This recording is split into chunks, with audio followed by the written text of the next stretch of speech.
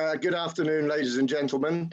Welcome to this virtual contemporary NED event run by Smith & Williamson, the Non-Executive Directors Association, also known as NEDA, and in association with Equity Chair. This is the 6th annual contemporary NED event we've run with NEDA and Equity Chair, but the first we have run online. Perhaps this is fairly appropriate given our discussion topic today, which is Cometh the time, cometh the digital NED.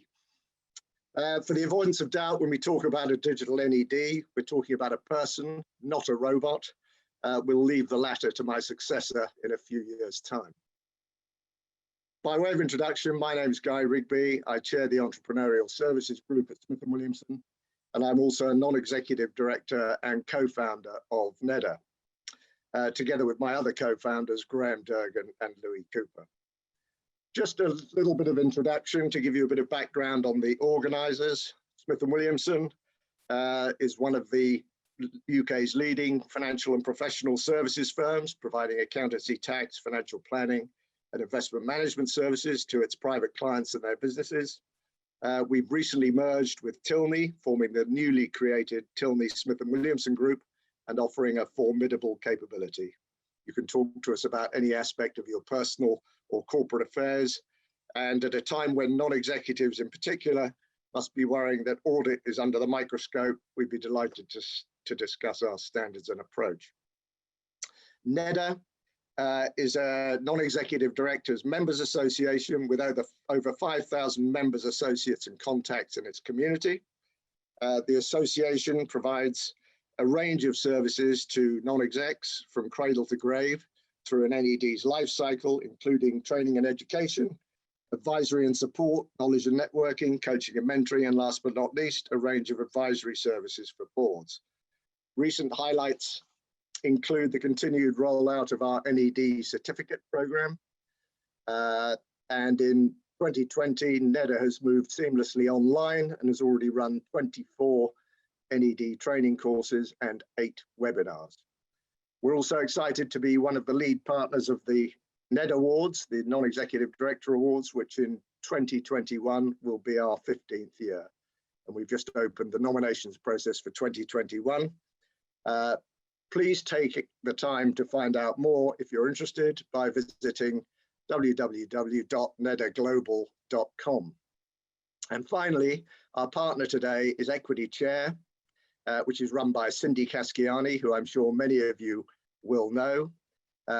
Equity Chair is a niche recruitment business focused on chairs and non-execs, with a particular emphasis on entrepreneurial growing businesses. It's part of the Equity FD family of businesses focused on senior financial and NED recruitment, including on an interim basis. And so on to today's event, the contemporary NED, and in particular, the emergence or otherwise of the digital NED. As we said in our invitation, the last 6 months have seen a rapid transition towards a new virtual board in terms of both boardroom visibility and interaction. More emphasis has been placed on the use of technology across all areas of a business, but many boards are in danger of being left behind. Boards typically have a collective and individual expertise around finance and accounting, the numbers, but is it time to ensure that the same focus is given to digital expertise? So we want to try and create a dynamic and interactive session today, so please use the Q&A function to let me have your questions as we go along, and I'll try and introduce them to the discussion. So I'm delighted to have with me today my panel of experts, starting with Gabrielle Hayes. Gabrielle is the CEO of Soulbury Advisory, a digital commerce advisory firm. She has broad experience in all aspects of e-commerce, digital transformation and strategic brand management, working with brands such as Arcadia, School of Life, Sophie Hume, LK Bennett, Hobbs, Moonpig, The Fragrance Shop, TK Maxx, I can go on. Gabrielle is also a non-executive director for Tate Enterprises, which is a division of Tate Galleries. Ampliance, a venture capital-backed e-commerce software business. LS Retail, private equity-backed retail, tech business. And she's recently joined the board of Altogether. Martin Fincham sits on the boards of 7 B2B SaaS companies, ranging from small UK startups to large global scale-ups. He's also the founder of scale-up advisory firm The Gorilla Factory, an advisor at Scale Up Group and an associate of the Cambridge Angels Network, who have great fame. Martin founded his own software company at the age of 24. Following its sale, he worked in Silicon Valley for 5 years, and more recently, he was the CEO of Lancer, a mid-sized B2B software vendor where he managed a global business spanning 250 employees across 13 offices, serving 8,000 customers in 65 countries. Lancer was sold in 2018. Mayank Prakash, thank you for joining us. Mayank has recently joined the newly merged Tilney Smith & Williamson as our new group CTO and has also joined the Group Executive Committee. Mayank has an impressive track record in large-scale digital transformation, having previously worked as Chief Information Officer for Sage Group, a member of the executive team at Morgan Stanley Wealth Management, and as Chief Digital and Information Officer at the UK government's Department of Work and Pensions. Most recently, Mayank has been the Chief Consumer Digital Information Officer at FTSE 100 Utilities Group, Centrica. So a rather long introduction, but all necessary, I hope you will agree. And now I'd like to move on to our first question, which is, in 2020, Gabrielle, does every business need a digital NED? Well, Guy, I can unequivocally state that it depends. I really, and I say that as a digital NED, I think that having digital skills at the top table is incredibly important for many, many, many companies.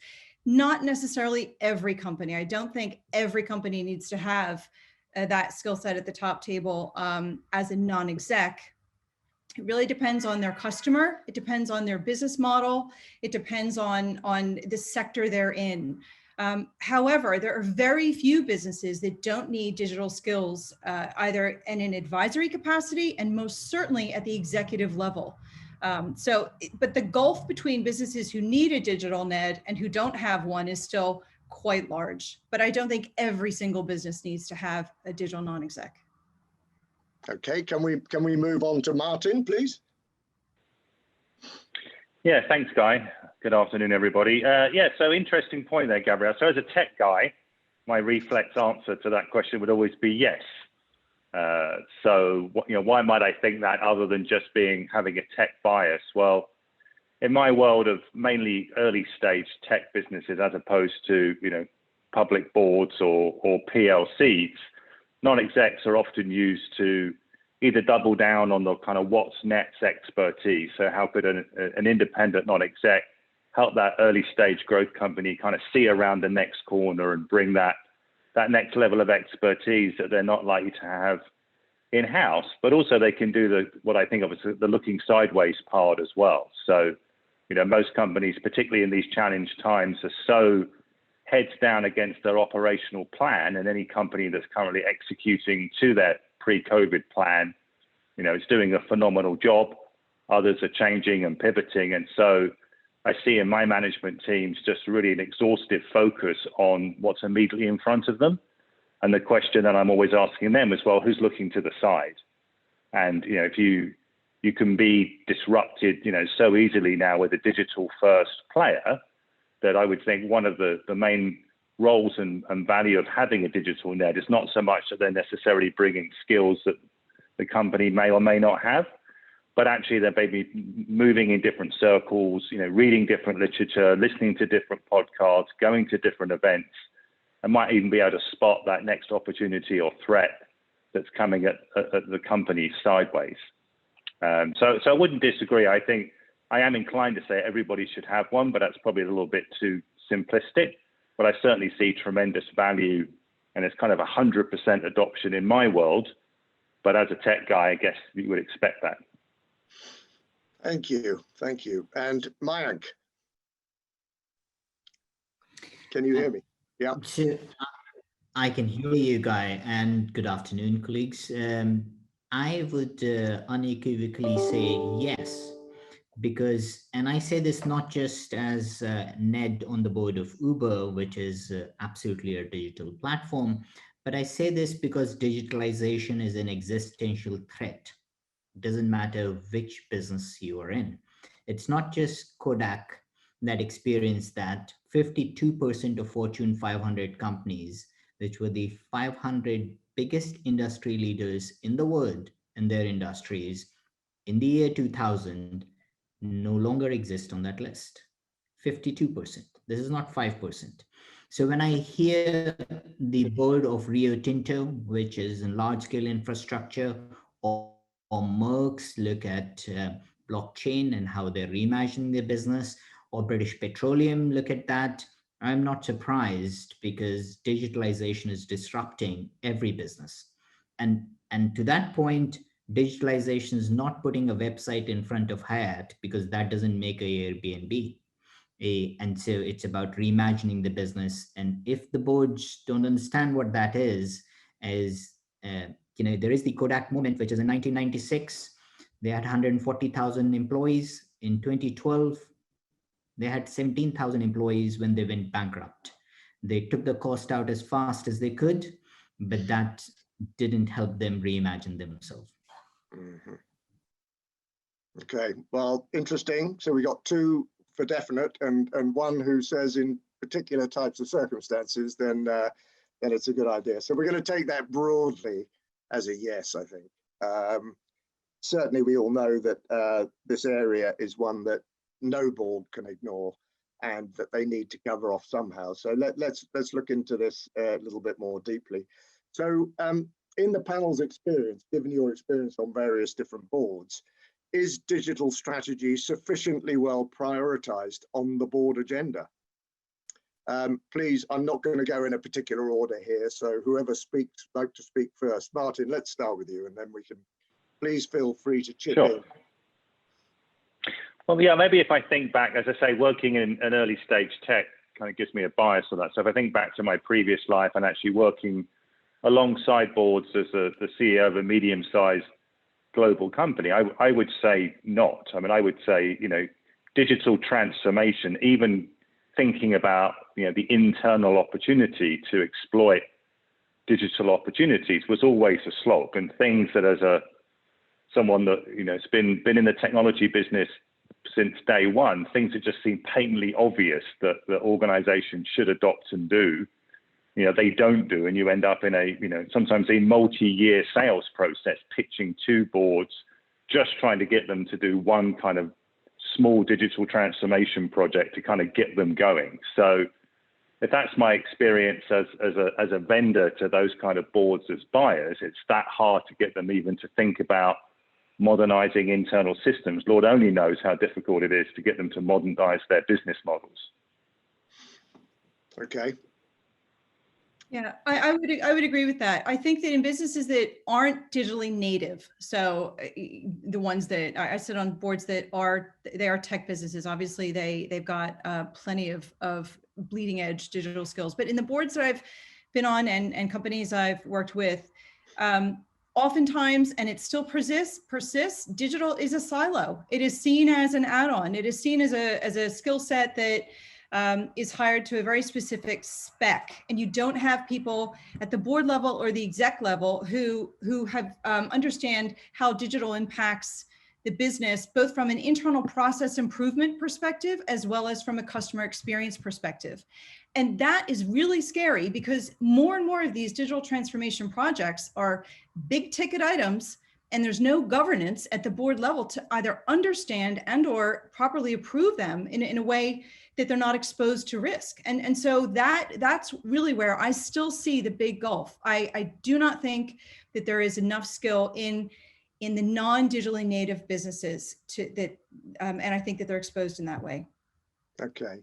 Now, Mike, you've had an interesting career because you've been involved in technology companies and what I would say are more traditional companies. What's your view of that on that issue in terms of prioritization on the board agenda?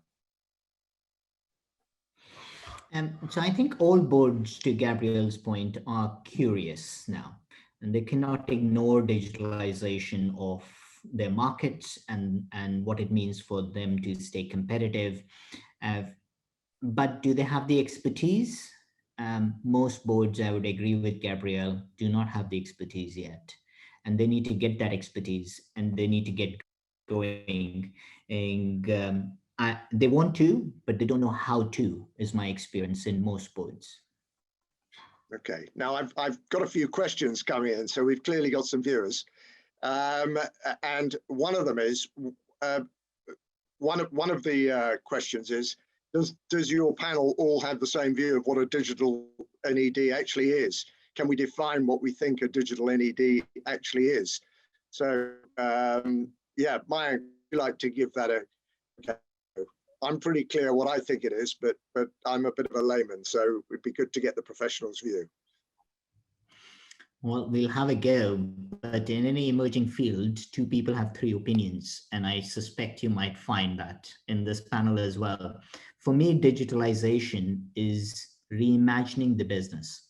It's reimagining the business from the perspective of the user to address the user's needs using a digital platform capabilities that don't exist in the conventional world. That for me is digitalization. Now, that's a whole lot of buzzwords, I acknowledge, but that is what is needed in a digital NED. Somebody who is a leader who can use technologies to reimagine the business. Because if you can only reimagine the business but not deliver it using technology and data, that's just nice set of PowerPoint slides. And if you can only deliver the tech and data, but can't deliver a client experience to reimagine a business, that's just a product waiting on the shelf for a client to be found. Okay. Okay, can I, it's obviously a really important question, this, so I'd like Gabrielle and Martin to have a go, whoever would like to go next. So I can jump in. I think a digital NED is, again, it depends on the business who's hiring. So in some cases, digital, it's going to be about an exposure to technologies that really enhance the customer experience. In others, it's going to be much more about, like we mentioned, process improvement, but it is also about a digital NED has to understand the cultural implications and has experience with affecting a business culture. Because to Mike's point, digital is the means by which businesses are reinventing themselves. But how technology is developed, both very quickly on an iterative basis, dare I say agile, those have cultural implications as well. And so a digital NED needs to have experienced that and be understand how to bring the business along on those kinds of journeys. Okay, and Martin. Yeah, well, no, I think we have convergent thinking, and actually those great answers have stimulated so in my mind, I was thinking if this were an executive role, so spinning it around for a moment, you know, if it was an executive role, what might the job title be? And I was thinking sort of chief possible officer, right? So it isn't, I need to be able to know we've got technology and we've got an understanding of business models. And I think people in these roles understand the art of the possible. So we're combining business model opportunity and threat, you know, with sort of technical capability to really go and move that organization forward in a step change kind of way. And I would think in a non-exec role, because you're not vested. So once again, I know working on large projects with large organizations, most of the insanity that goes on there is not logical. It's because people have vested interest and there's politics and that failed once before, so I'm not going to try, or I'm not going to support that idea because he or she said it. So ideally, an independent digital NED not only understands the art of the possible, but it's not encumbered by any of those legacy, you know, illogical issues, and hopefully has the interpersonal skills to be able to take the board on the journey of imagination and then be coaching down through the exec team to actually get this transformation done, which I think was Mike's original point. It's actually not that they don't know it needs to be done, it's fundamentally they don't know how to do it. And if a digital NED can unlock the how, then they have a tremendous impact. Okay, so another question's come in, and I'll read it to you. It says, but surely the risk of bleak change in the future is data, question mark. How should the board make sure it's not blind to data and not depend on a few skills, much like we all know about finance now. So does the digital NED encompass the whole data analytics area and business analytics area, or is that a completely separate skill? Whoever'd like to give me a thought on that. Well, maybe if we look back around in that circle, I think that still connects back to, if I'm going to better dine out on this for the next 20 minutes, I think, now the art of the possible.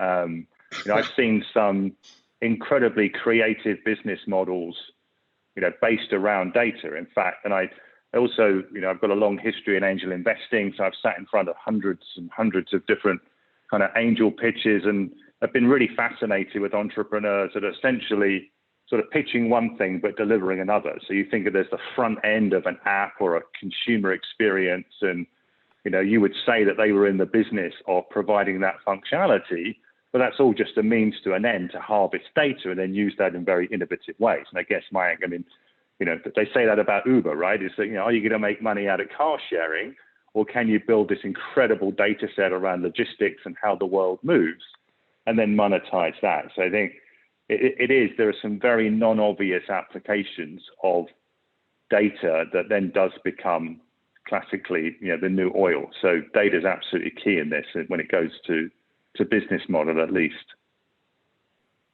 Any thoughts on that? I agree. Yep.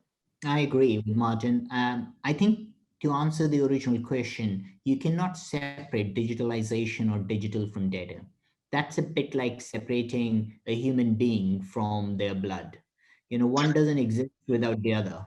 And so that is a false premise, as digitalization without using data is just not possible. But data in a silo is absolutely the wrong answer, because if you separate the blood from the human being, that human being is not going to survive either. Which is a mistake that most organizations, certainly the large ones, make, which is hire a chief data officer and do the tick box of they now have focus on data and create a data silo organization. That doesn't work. Okay, I've got a really interesting question. You know, we did actually prepare a few questions. This is, I'm speaking to the audience now, for the panel before, just in case we didn't get too many questions coming through, but there's some really interesting stuff. And so I'm going to throw this one to the panel, which is, are there any specific KPIs that a digital NED should look out for in board meetings? Now, that's a really interesting practical question. So any views on that? A little bit left field, I'm afraid. How about you, Gabrielle? Well, I think what we shouldn't do is, when you think about a digital or any subject matter expertise NED, is think that that's the only thing they're looking at and considering. Frankly, the onus is on the entire board to skill up. Doesn't mean every member of the board has to be a CPA, in which case I'm done for, but it does mean that you have a responsibility for all elements of the business. However, relying on certain subject matter experts, they need to educate the rest of the board. And by doing so, introduction of some of these KPIs can be quite interesting, but it cannot exist in a silo, meaning as a board member who understands e-commerce, I am there to help the rest of the board understand what good looks like in my experience, and what some of the dashboard metrics need to be. And again, you know, there are lots of them, but it's also not just about me thinking that the e-commerce business is sound or not sound. It's not a siloed opinion. It has to be the board as a whole has to weigh in on this. But there's no one single KPI. I mean, that's the beauty of digital. There could be 100, but you just have to really think about which ones are driving the business in a material way. Yeah. I mean, do you think an NED is well enough equipped in terms of having the knowledge of what's going on underlying in the business to actually be able to form a true opinion of the risks, etc., that are facing a business when they're sitting on an infrequent board meeting with a board briefing pack?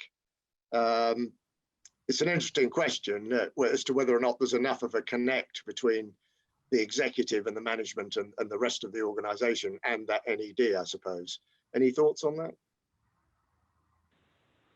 Well, I think, yeah, I'm joining that, and I think the nugget in what Gabrielle just said is actually, do you want, if we come back to being independent as an NED and independence in the form that actually we get to skate across, multiple organizations. So I'd say now that I've built a portfolio of 7 SaaS businesses, there are a lot of similarities there. So knowing, and Gabrielle said it, knowing what good looks like, and that can help not only with also raising the bar and making sure that all organizations are striving to be kind of best in class in terms of performance, but sometimes it's the opposite when companies are being unrealistic. And I find myself talking people down off the ledge and reassuring them that actually that's normal, this is okay, particularly where, for example, if I come in as a chair after the first institutional money went in, I can guarantee the business plan they wrote to get the first big check in the door is always going to be slightly ambitious, shall we say. And there's a reality check that needs to happen sooner rather than later. Otherwise, there's a massive car crash down the road. So I'd actually say we don't want the independent non-exec to be too close to necessarily all the operational metrics of the company itself. They've got lots and lots of people that can do that. The big value add would being that one step back and looking across a portfolio of businesses and being able to share those learnings across those companies. Yep. Okay, anything to add there, Mike? I'd agree with what Martin just said. I think it's important that NEDs offer perspective, and NED's job is not to understand the business inside out and be the executive of that organization. And perspective requires you to know enough to offer insight and to have effective governance in place. And for me, that doesn't require the NED to work full time in an organization, to answer that question. And if I may cheat and go back,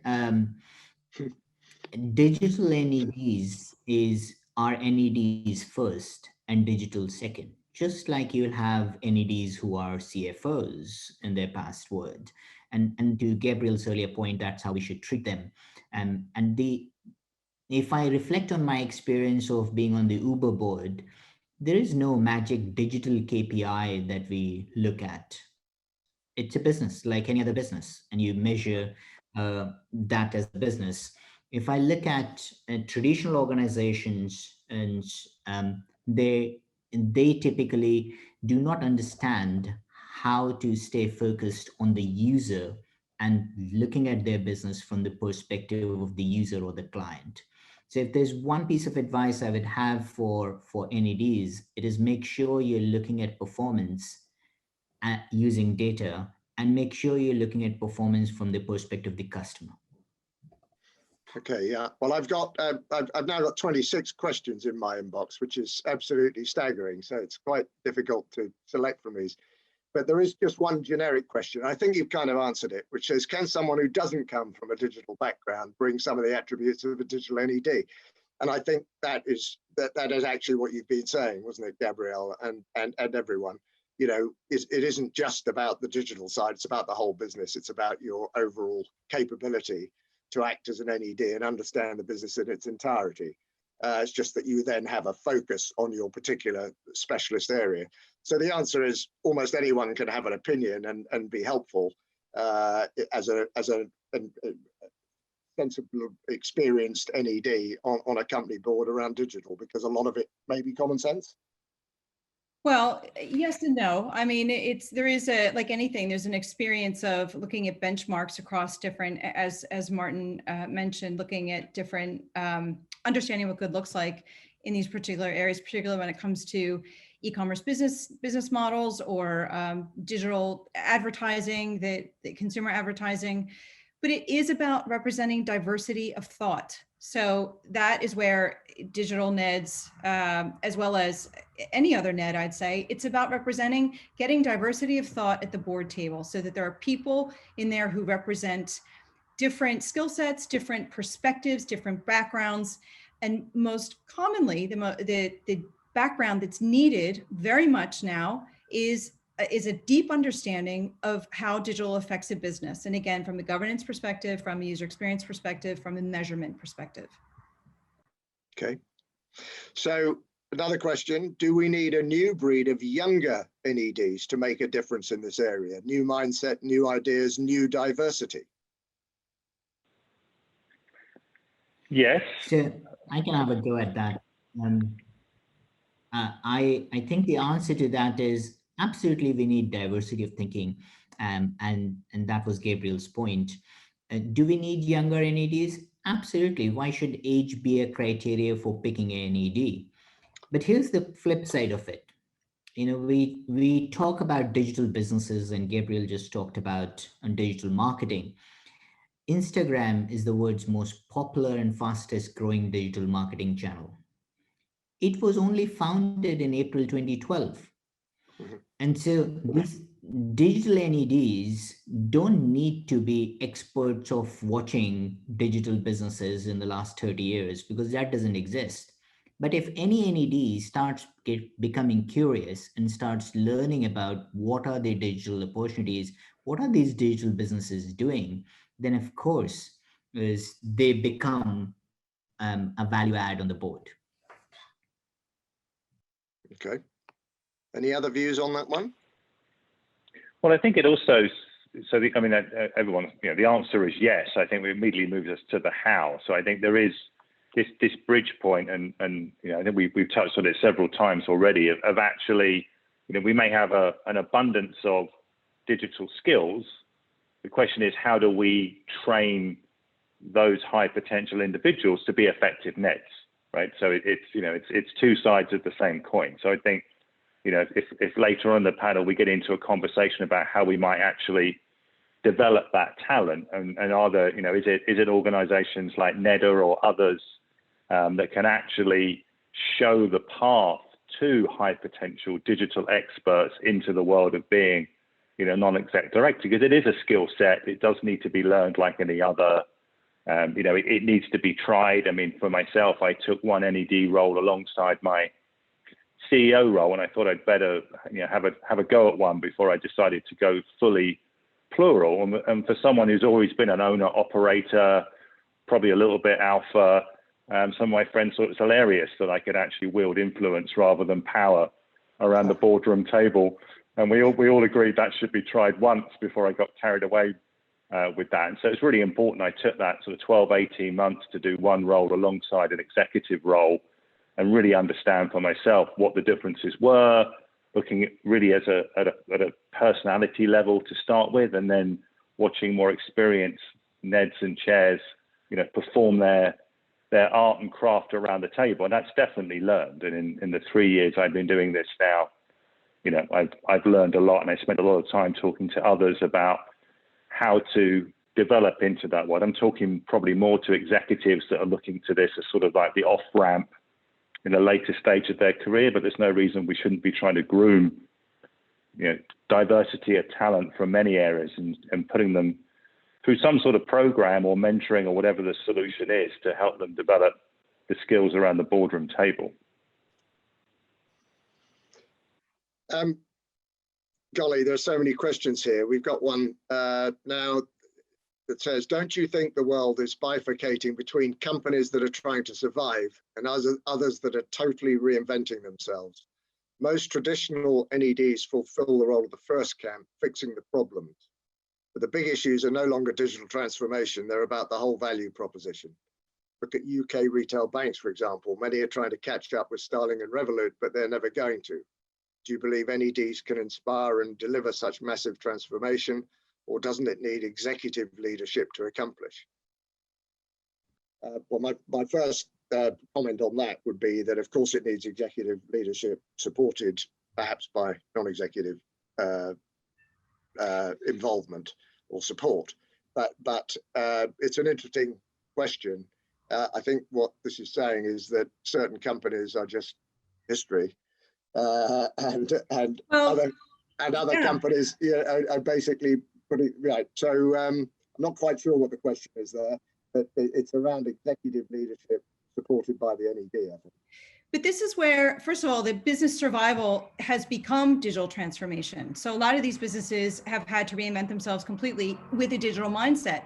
And to my next point, that really means understanding what the customer experience is and how that customer is using your product, your service, how your customer's customer is using it. And that's always, largely influenced by digital. However, you then need to understand, and these businesses have these massive, for survival, they must pivot big time and embrace a business model that they might not have embraced fully before, if ever. And that does require from the top. That means at the board level, you need that support. So you've got to empower the execs to do it, but then the execs need to know that they are supported, that they are being challenged, and that they can escalate to leadership in the business that is meaningful. It's really hard. I've been, as an exec, I have been the only one in a business who knows the most about e-commerce. And that means that I've worked with some very small businesses that are very traditional, helping them launch and grow their online channel. But that can also be a lonely place. I don't think that exists that much anymore. I think digital skills are more pervasive throughout most businesses, but it's still, you need to be able to look up and know that when you're presenting your case to the board of directors, that there are people there who get it. Yeah, absolutely. Any other thoughts on that? I've got lots of questions for you. The only other thing I was going to say is to Gabriel's point and your introduction, Guy, it's too early to write off the incumbents. The dynamic, though, of digital transformation of incumbents is different from new organizations. If you are a Starling or a Monzo, you want to acquire customer base, and the cost of acquisition needs to be low. Your proposition needs to be differentiated enough, and your cost to serve needs to be low so that you can make some money. And without naming any individuals, but a number of these startup banks in the last 6 months have been through some serious financial trouble. On the other side, if you're one of the big banks like a Barclays, you are actually driving efficiency to free up capital to then invest in digitalizing your business front to back. Now, that typically starts with an online front end and slowly graduates into reimagining the business. Barclays is now using open APIs to launch new propositions to market. Lloyd's is going there as well. So I think different journeys on digital transformation, digitalization. I wouldn't write off either side. It's a competitive market, which is great for customers. Okay, fantastic. So I think, Guy, if I might actually just add a reflection on that. Timing is key, right? So I think, I appreciate the construct of the question and in between sort of, survivals and challengers and dinosaurs and laggards. But also there is a question of when is the right time for an incumbent to make a move, right? The great thing about incumbent business models is they can be very fixed, very efficient, and they've got that kind of market share, and they can continue to squeeze profit out of that by being super efficient. And when markets are really small, it's just not economic for them to move into it, right? And I saw that a lot in the technology industry. I couldn't understand. I used to do a lot of work with IBM back in the day, and they would always win, R&D patents. They were just the most innovative company, along with AT&T, I think, going back to 2 or 3 decades. And so many first, but they wouldn't commercialize it. And as a young pup growing up in the industry, I couldn't understand how they do all of this R&D and not commercialize it until I got to work with a chap that became a mentor of mine. He was ex-senior IBM and Prime, and he sort of on the back of a napkin one day kind of took me through the basic economics of how large does a market need to be before a company like IBM could even bother to try to play in it, right? And it was probably at least 100 million annual revenue before you'd even think about trying to commercialize something, because it just doesn't move the needle. And so I think, so that's been true for decades. And I think part of the issue with incumbents, some of them are probably just, culturally, adverse to change. I suspect many are actually trying to get the timing of the change right. And why would you want to be a loss-making challenger bank? And maybe those challenger banks have got 1 million customers, and maybe each of the big 4 have lost 250,000 customers, each. Certainly HSBC lost me to Starling, so I completely buy that. But I don't think HSBC has failed as a result of me moving my account over there. And so, they may be pacing, in their case, the adoption of transformation and change to when it becomes economically viable, or they'll just go and buy one of these loss-making businesses and bolt it on when the time is right. Fantastic. Yeah, no, that was a really good, interesting observation there. So we've got a question here. Gabrielle is right that all directors need to know tech issues, and tech NEDs need to be full function directors, join risk audit and other committees, etc. How many of us are out there? And there's in brackets the word lots.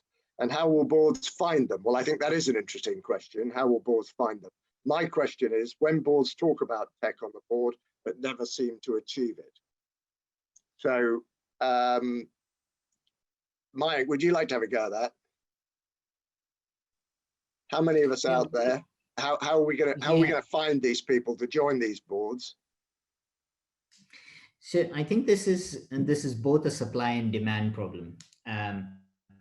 I spend time almost every week taking a call from some headhunter who is chasing me to join a board. And invariably my answer is no, thank you. Because they don't have a compelling proposition they come with. And so there are people who have done digital transformation, either like Martin has done, and with setting up these new businesses that reimagine businesses, or as Gabriel has done, which is do that and help organizations transform. There are plenty of these leaders, but they're not traditional NEDs. And so you need to find them through new routes to market, rather than find the traditional, have you been on a FTSE 100 exco, and so I will now make you a NED. They may also be in a different phase of life, a bit like Martin was saying. They may want to do a dry run with one NED role rather than a portfolio carrier later on in their life. And so it requires a different approach from people who are looking for these leaders. There's plenty of supply and there's plenty of demand. Matching the two is where the challenge is. Okay, This annoys me, Guy. This really annoys me, because I agree with Mike. We are out there. Digital NEDs are out there. NEDs who don't look like the traditional board of directors. We are out there. We are not hard to find. And yet I hear questions that say, where do we find them? How do we find them? There are plenty of recruiters. Cindy is one of them, who have a really good sense of what makes, what skills are required at the table from a digital perspective, from a diversity of thought perspective. And that profile does not look like an ex-CEO of a Fortune 50 company. In some cases, that's great, but in a lot of other cases, it isn't. You're not going to get current digital skills unless that profile looks quite different. And I do say current digital skills, because it's one thing, the further away from it you are, the less current, and therefore the more dangerous you are. Pardon the sirens that are going on outside my window. So I really think it comes down to this recruitment profession has to work a little bit harder, a lot harder, and the companies that are recruiting need to make sure that they demand that of their recruiters and of themselves, of their networks. We're there. It really does frost me when people say they can't find us. So anyone who needs to find a NED can approach you, Gabriel. You tell them where to go, and they need to talk to Cindy. And anyone who's a digital expert that doesn't have the non-exec skills need to go on a training course with NEDA. This is all going very well for our partners here. Mayank, what are they going to come to Smith & Williamson for? Sorry, that put you on the spot.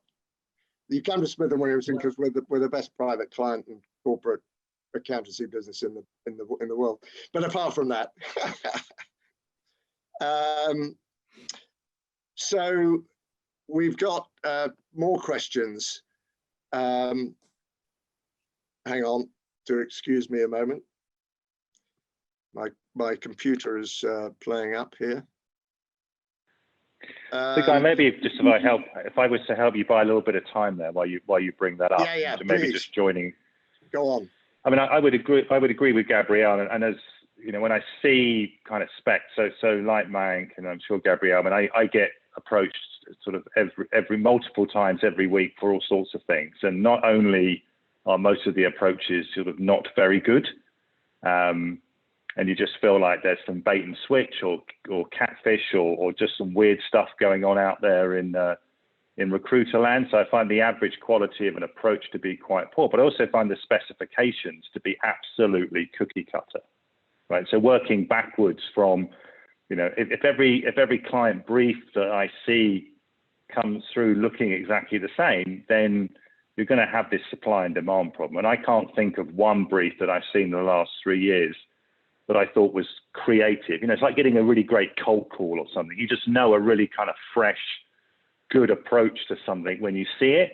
And I've been sitting here as my colleagues here were speaking, I just can't think of one where I thought, that's neat. And even if it's not for me, I give you kind of gold star for diversity of thought, putting some edge on it, putting some color around the opportunity to not only make it exciting, but show some evidence that you're kind of trying to fish in some different pools.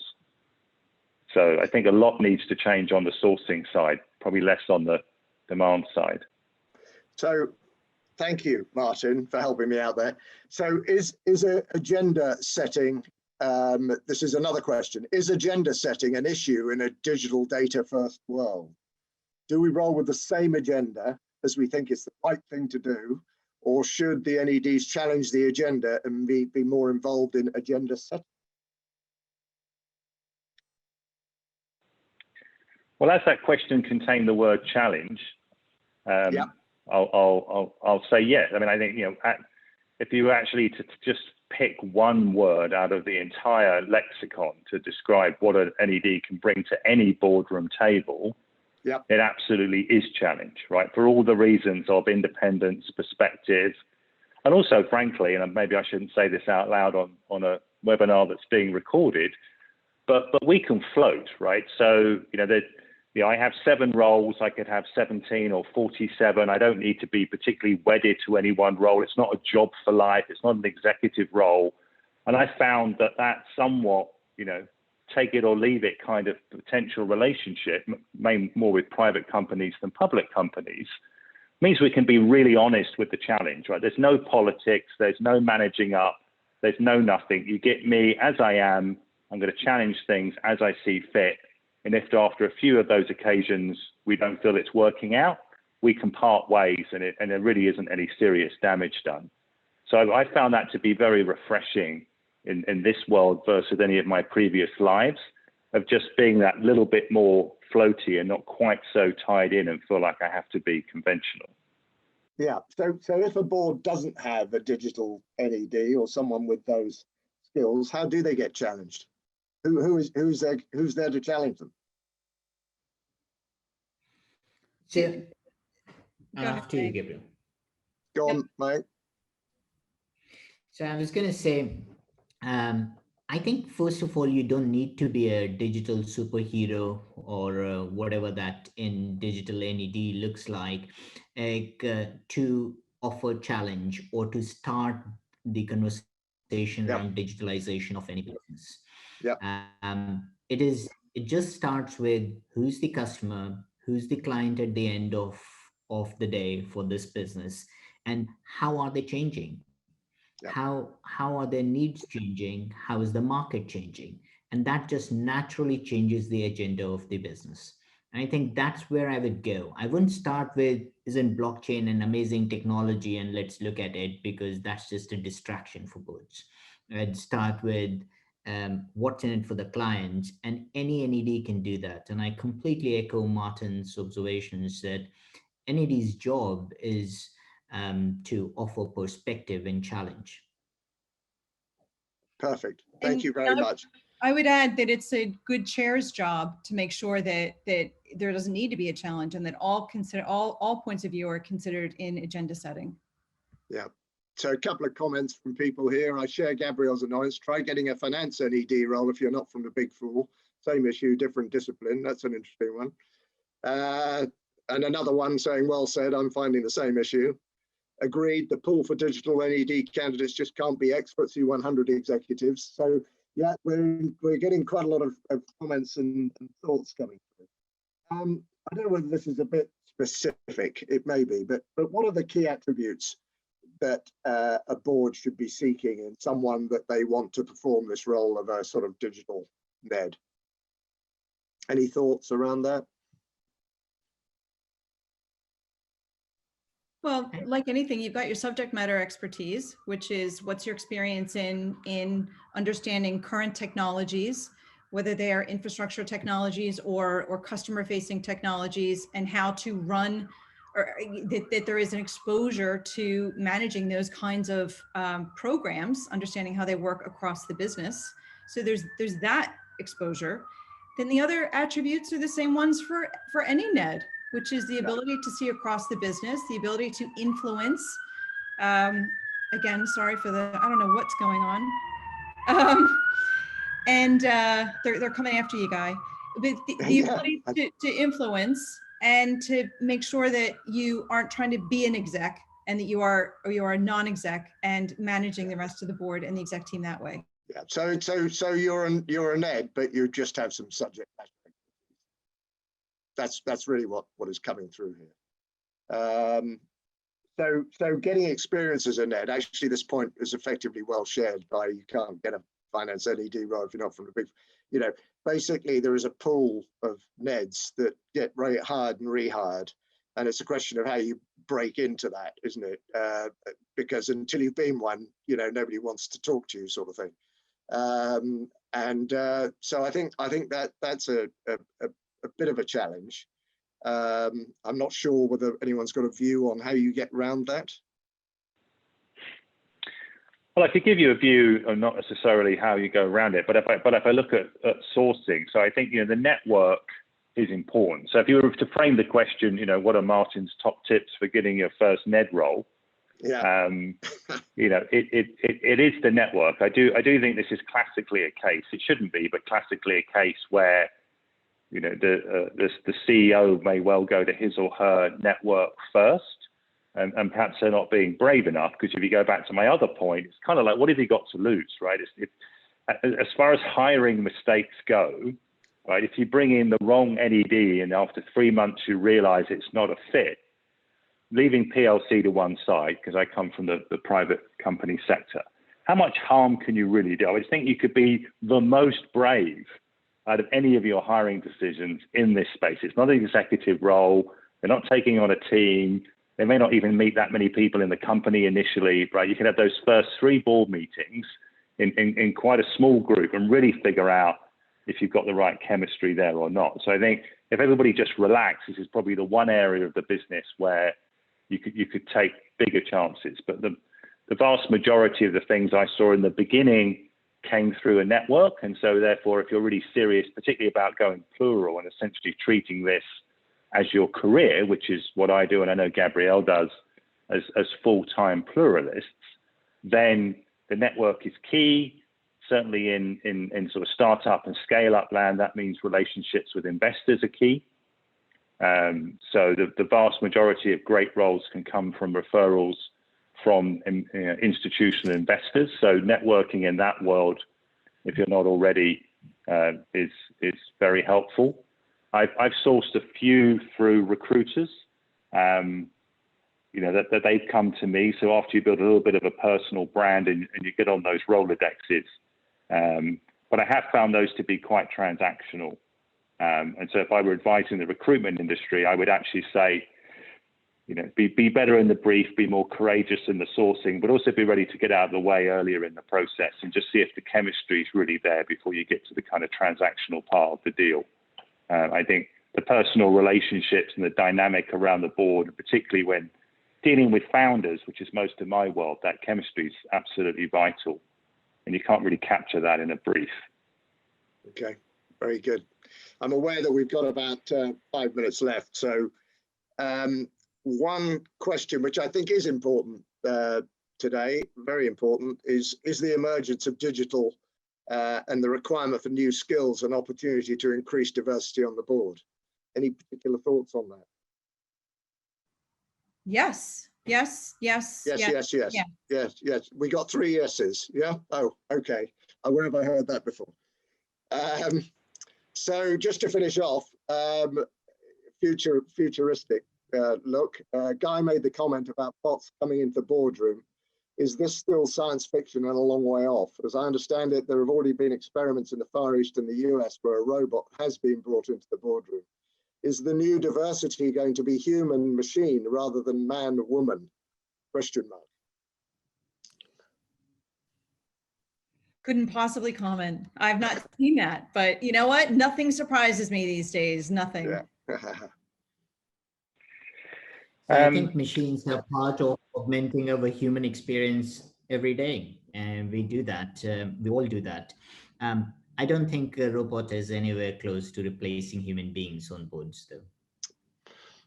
Fair enough. Thank you.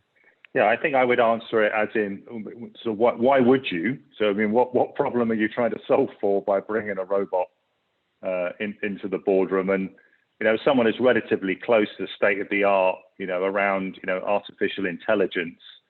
It is so far short of the promise in general for general purpose applications and anywhere near general intelligence or even chatbots and conversational AI and other things that I'm involved in. You can barely have a conversation that goes back and forwards more than 5 times before it falls apart. How are they going to play a nuanced role around delicate issues at the boardroom table? I think I'll be long retired before we'll see that. Fair enough. Right. So it could happen, but it's not going to happen for a very long time. That's your seems to be the case. Well, and then why would you? I'd still go back to what problem are you trying to solve for? I mean, it's not. Yeah. It's not like we're expensive or you know. So what do we need a robot for? Fair enough. Fair enough. So we're coming to the end. Do you have any closing remarks? Anything you'd like to say to the audience, Gabrielle? Anything? Any point that you'd like to just sort of reconfirm or?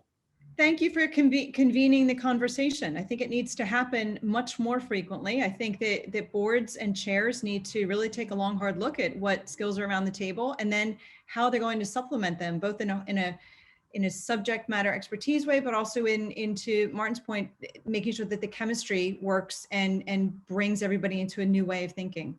So thanks for raising it. Very much. Thanks for inviting me. Thank you. Martin? Yeah, no, I would echo that, and I think, you know, I'm learning and picking up as much as I'm probably transmitting as well. So I think it's clearly a fascinating and stimulating topic. The number of questions is extraordinary. So I really thank the audience for that. Yeah. I've done so many of these things where we prepare so many questions because we worry that particularly a dry British audience may not have anything to say. And I think this is evidence of just how stimulating and important the topic is. So let us be the start of the revolution. There you go. Fantastic. Well, Mayank, can I just ask for any closing remarks from you? Well, first of all, I thank Gabriel and Martin. I've enjoyed getting to know you and learning from your perspectives. Secondly, I'd say, Guy, well-run session, some thought-provoking questions and options and suggestions, and in the conversation as well as the Q&A. And lastly, my suggestion for colleagues who are in the audience is get going on the journey. If you're an NED who is curious, check out digital businesses, learn about them. It doesn't take rocket science degree to become a digital NED. And if you are an NED, if you're a digital player and want to become an NED, get going on that journey. It maybe you start with a charity, it maybe you start with the NHS trust, get going on the journey, and then before you know it, you are making progress. Right. Could I just ask the panel whether I think if any questions, if anyone wants to ask any questions after this session, I guess they can feed them through me. Would I be then? Would you give me permission to contact you to let you know what those questions are if I think that they're appropriate for you? Yeah. So yeah. So the audience, whoever you are out there, please do feel free to ask further questions.